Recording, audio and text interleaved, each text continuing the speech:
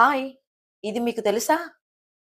సాధారణంగా ఒక అమ్మాయి పెళ్లి చేసుకొని అత్తారింట్లోకి అడుగుపెట్టినప్పుడు, అక్కడ తనకు మొదటిగా ఎదురయ్యే సందేహాలు, భయాలు అన్నీ కూడా ఆడపడుచు ప్రవర్తనపై ఆధారపడి ఉంటాయి.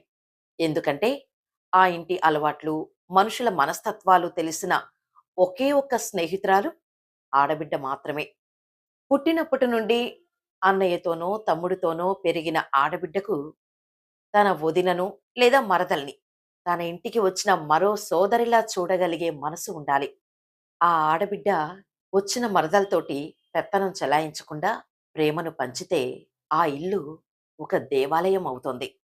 అత్తగారింట్లో ఏదైనా కొత్త విషయం నేర్చుకోవాలన్నా, చిన్న పొరపాటు జరిగినప్పుడు సరిదిద్దుకోవాలన్నా ఆడపడుచు ఇచ్చే భరోసా ఇంకెవ్వరూ ఇవ్వలేరు.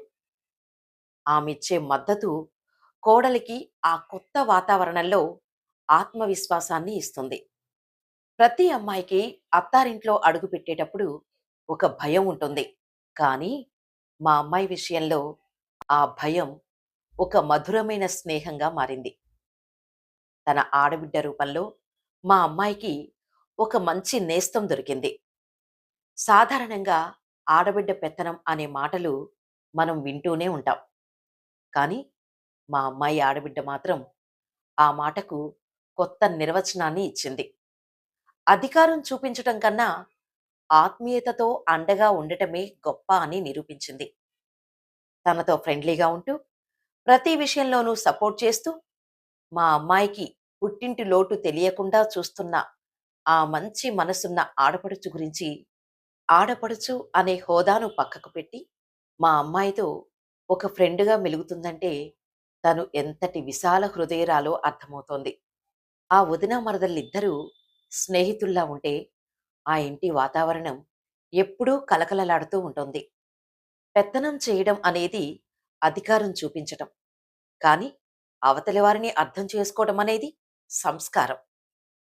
మా అమ్మాయికి ఆ ఇంట్లో ఏ ఇబ్బంది కలగకుండా తన వంతుగా అండగా నిలుస్తున్న ఆ ఆడబిడ్డ నిజంగా మెచ్చుకోదగ్గ వ్యక్తి.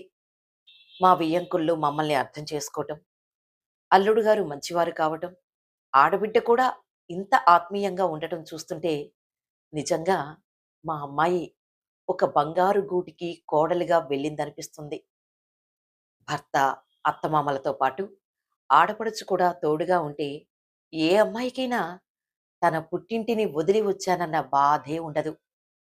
ఆ ఇంట్లో మా అమ్మాయికి లభిస్తున్న ఆ స్వేచ్ఛ, గౌరవం నా మనసుకు ఎంతో ప్రశాంతతను ఇస్తుంది. భగవంతుడి దయ వల్ల నేను అనుకున్నట్టే మా అమ్మాయికి మంచి భర్తని, మంచి ఫ్యామిలీని ఇవ్వగలిగాను. ఒక తల్లికి ఇంతకంటే కావాల్సిందేముంటుంది?